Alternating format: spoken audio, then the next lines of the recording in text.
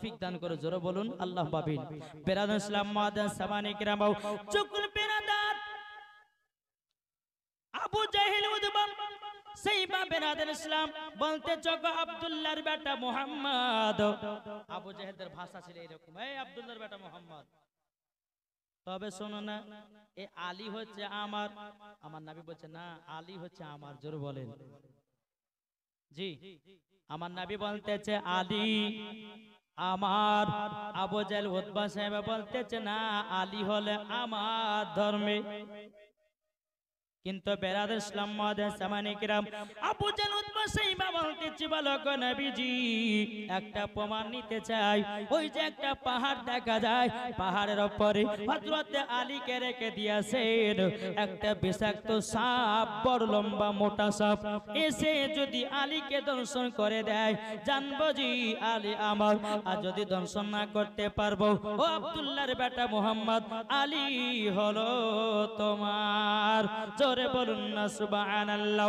ফাতেমা বিনতে আসাদ বলতেছে বলো গো নবীজি, আমার একটা নয়, আপনার কিনা 10টা নয়, 5টা নয়, একটা সাদের লাল। যদি আমার বেটার কিছু হয়ে যায়, আমি যে থাকতে পারবো না। আমার গায়েবে সংবাদদাতা নবী বলছে চাচি চাচি, আলীর চুল পরিমাণের ক্ষতি হবে না। এ বাবা দি মুসলমান ভাইরাও, হযরত আলীকে পাহাড়ের উপরে বাবা রেখে দেওয়া হলো। আলী কদিনকার বাচ্চা? কদিনকার গো? এটা জোরে বলেন না। 3 দিনকার। কদিনকার বললাম? 3 দিনকার বাচ্চা। বাবাজি মুসলমান, এ সোনা মানিকেরও, 3 দিনকার বাচ্চাকে যখন পাহাড়ের উপর রাখা হলো, বিষাক্ত সাপ, বড় লম্বা মোটা সাপ হযরতে আলীকে এসে বাবা শরীরটা সঙ্গে সঙ্গে দেখতেছে। হযরতে আলী কি করেছেন, মাজাতে একটা হাত দিয়েছে, একটা মুখে হাত দিয়েছে, এমন ভাবে একটা জোরে টান মেরেছে বাবাও, যেই রকম দড়ি ধরে ছেড়ে দেয় হযরতে আলী রাদিয়াল্লাহু তাআলা আনহু, বাবাজি সাপটাকে ধরে 2 খণ্ডিত করে ছিঁড়ে দিয়েছে। এ বাবাজি মুসলমান ভাইরাও, 3 দিনকার বাচ্চা যদি এত পাওয়ার হতে পারে রে বাবা, চলুন এদিকে আবু জাহেল উতবা সাইবা দেখতে পেল কি ব্যাপার, নবী তো আমাদের নয়, নবী আপনার কিনা আলী তো আমাদের নয়, আলী হলো আমার নবীর। তবে হার মানা যাবে না, আর একবার চেষ্টা করে দেখে। বেরাদার আমার নবীজি হযরত আলীকে কোলে করে নিয়ে আসছেন। আসার পরে বলতেছে, বলে আবু জাহেল বলতেছে আব্দুল্লাহর বেটা মুহাম্মদ, একটা তো পরীক্ষা দিয়েছো, আর একটা পরীক্ষাতে তুমি দাও, যদি এটাও ফার্স্ট হয়ে যাও, জানবো যে আলী তোমার। যদি না ফার্স্ট হও, জানবো যে আলী আমার।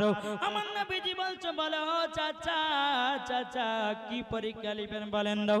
বলে আমাদের যে দেবদেবতা পূজা রয়েছে, আমাদের যে দেবদেবতা রয়েছে, আর পায়ে তলার মাটি নিয়ে হযরত আলীর কপালে তিলক বানাবো।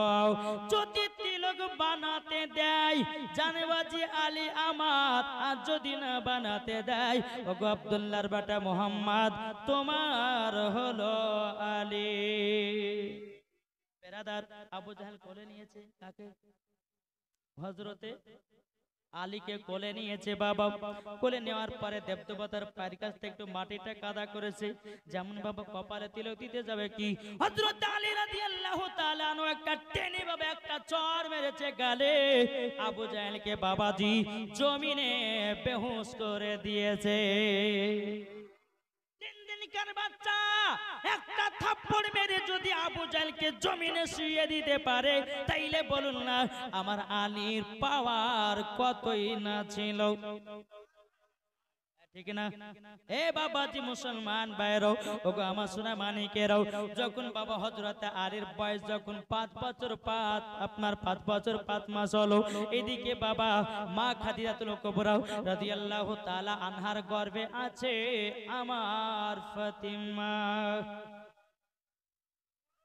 খাতুনে জান্নাত আছে মা খাদিজা রাদিয়াল্লাহু তাআলা আনহার গর্ভে।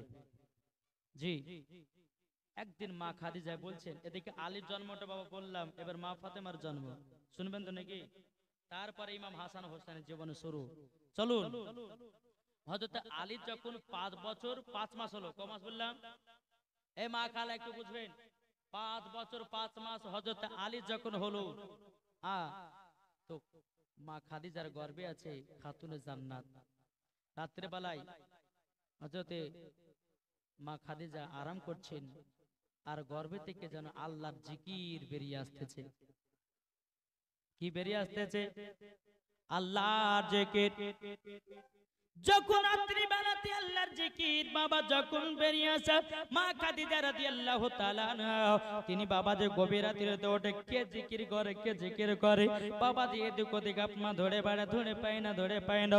আমার নবীজি বলতেছে বলো ও বিবি খাদিজা এটা কোন জায়গার জিকির নয়, ওটা তোমার গর্ভে থেকে আমার বিটি ফাতেমা জিকির করতেছে। এ বাবা যে মুসলমান ভাইরাও ওগো আমার সোনা মানিকেরাও মা ফাতেমা রাদিয়াল্লাহু তাআলা আনহা তিনি দুনিয়াতে বাবা যে আগমন করবেন আল্লাহর ফেরেশতারাও এসে বলতেছে বলো গো খাদিজা আজকে তোমার গর্ভে থেকে এমন একজন আপনার কিনা নারী জন্ম নেবে তিনি সমস্ত নারীদের নেতা। জোরে বলুন না সুবহানাল্লাহ। তিনি দুনিয়াতে এসে যে মহিলারা খাতুনে জান্নাতের মতো চলবে আমার পিটি ফাতেমার সাথে বাবাজি তারাই হবে জান্নাতি মুসলমান। বাবা যখন মা খাদিজার গর্ভে থেকে খাতুনে জান্নাত জন্মগ্রহণ করলেন অন্ধকার ঘর যেন বাবা আলোকিত হয়ে গেল। জোরে বলেন অন্ধকার ঘর আলোকিত হয়ে গেল। আমাদের ঘরের মা বোনদের মতো খাতুনে জান্নাত ছিলেন রে বাবা, যে খাতুনে জান্নাত জীবনে নাপাক হতো না, সব সময় পাক হতো। জোরে বলেন জি। যখন জন্মগ্রহণ করেছেন আল্লাহর ফেরেশতারা খাতুনে জান্নাতকে বাবাজি দেখবার জন্য এসেছে। হুর গালেমান ফেরেশতারা এসেছে বাবা, হুর গালেমান ফেরেশতারা খাতুনে জান্নাত কি দেখবার জন্য এসেছে। বেরাদর ইসলাম মুআদ্দাস সামানি কিরাম কিতাবের মধ্যে পাওয়া যায় মা ফাতেমা রাদিয়াল্লাহু তাআলা আনহা তিনি বলতেছে এই ফেরেশতারা তোমরা আমাকে দেখবে না, আমার চেহারাকে দেখবে না, তোমরা দূর থেকে আমাকে জিয়ারত করো। জোরে বলুন না সুবহানাল্লাহ।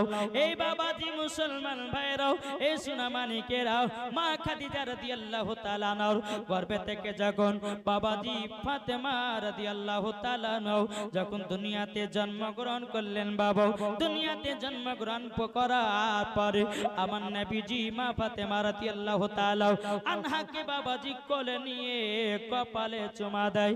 বাবাজি কত আদর্শ করতেছে। বেরাদর ইসলাম মুআদ্দাস সামানি কিরাম এদিকে মা খাদিজা রাদিয়াল্লাহু তাআলা আনহা তিনি বলতেছি বলো গো আমার স্বামী আপনার তো আরো 3টা বিটি হয়েছে, আপনি 3টা বিটিকে এত আদর্শ হক করেননি, আপনি এই বিটিটাকে এত সহগ করছেন কেন? আমার নবীজি বলতেছো আমার বিবি খাদিজা ও গো খাদিজা আমার বিটি ফাতেমা শুধু তাই নয় জান্নাতের সরদারানী। জোরে বলুন না সুবহানাল্লাহ। ও বিবি খাদিজা আমার বিটি ফাতেমা হলো সমস্ত নারীদের নেতা। ও মা কালা করুণা মাথালা পালা আমার নাম মাওলানা ওবায়দুল ইসলাম জামালি আপনাদের কথাগুলো বলতে এসেছে তাড়াতাড়ি। ও মা জাননি যদি জান্নাতি হতে চান মা ফাতেমার মতো নারী হয়ে জন্মাও, মরার পরে জান্নাতি হয়ে যাবে। জোরে বলবেন না। বাবা যে সোনা মানিক যখন মা ফাতেমা রাদিয়াল্লাহু তাআলা আনহার বয়স যখন 15 বছর 5 মাস হলো, এখন যদি খুঁটিয়ে খুঁটিয়ে জীবনী করতে যায় তো বহু টাইমের দরকার আছে, ঠিক কি না? একটু জন্ম করে বলে দিলাম, তারপর জীবন দিকে আমি বাবা যাব। তো মা ফাতেমা রাদিয়াল্লাহু তাআলা আনহার বয়স যখন 15 বছর 5 মাস আর হযরত আলীর হলো 20 বছর 5 মাস, মানে 5 বছরের ছোট বড় ছিল। জি। তো এদিকে খাতুনে জান্নাত দেখতে খুব সুন্দর। মক্কা শরীফের সমস্ত বড় বড় লোকেরা আমার নবীকে এসে বলতেন নবী গো আপনার বিটি খাতুনে জান্নাতের সঙ্গে বিবাহ দিবেন না? জোরে বলবেন না বিবাহ দিবেন না? আমার নবীজি হ্যাঁ হো কিছুই করতেন না। মক্কা শরীফে যতগুলি বাবা বড় বড় লোক ছিল, আমার নবীকে এসে বলতেছে, ইয়া রাসূলুল্লাহ, ইয়া হাবিবাল্লাহ নবী গো, আপনার খাতুনে জান্নাতের বিটিকে, আপনার বিটিকে আমি বিবাহ করতে চাই। আমার নবীজি কোন সময় হু দিতেন না বাবা। এমন কি নবীর সাহাবীরা নবীকে বলেছে, ইয়া রাসূলুল্লাহ, ইয়া হাবিবাল্লাহ নবী গো, আপনার ছোট বিটি খাতুনে জান্নাতকে আমরা বিয়ে করতে চাই। অনেকে বিয়ের পয়গাম দিয়েছে বাবা, কাউরের বিয়েতে বাবা রাজি হন নাই। এ বাবা যে মুসলমান ভাইরাও, ওগো আমার সোনা মানিকেরাও, বেরাদার ইসলাম এইরকম ভাবে যখন দিন যা রাত আসে, বেরাদার একদিন হযরত আবু বকর সিদ্দিক, হযরত উমর ফারুক রাদিয়াল্লাহু তাআলা আনহু, তিনি বাবাদের দুজন বাবা রাস্তা দিয়ে চলে আসতেছেন। হযরত আলী একটা ফাঁকা ময়দানে বাবাদি ছাগল গলে মেষপাল গলে আপনার মাঠে চড়াতেছে।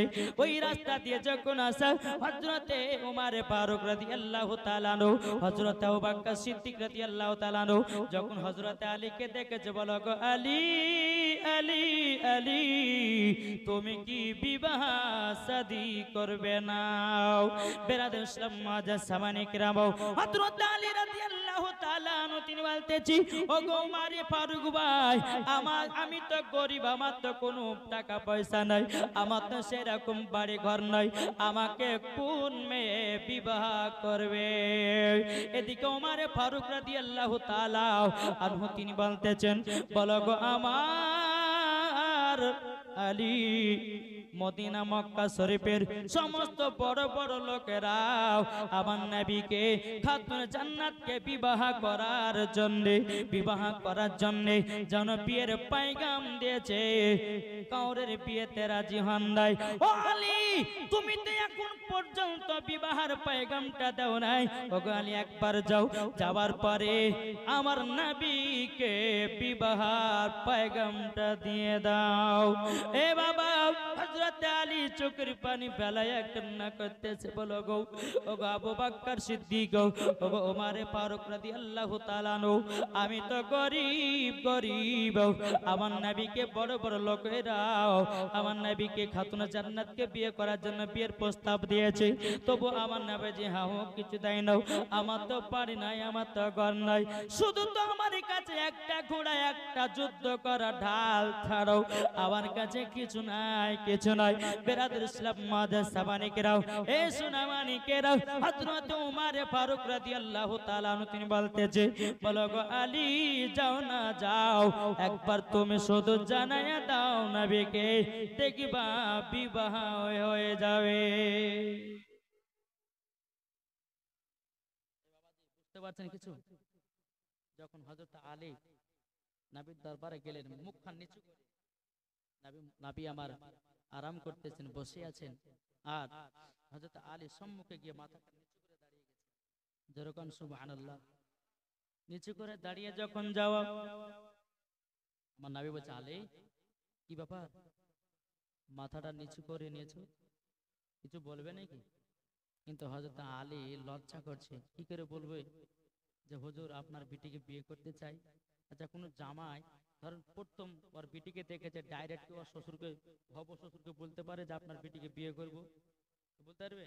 হয়তো ওই বন্ধুটা কাউকে বন্ধুর মাধ্যম দিয়ে বলে, যা তো ওই মেয়েটার বাবাকে বলো গাছ, অমুক ছেলে পছন্দ করেছে, বিয়ে করবে, এরকম হতে পারে, কিন্তু ডাইরেক্ট কোনো জামাই শ্বশুরকে বলতে পারবে না।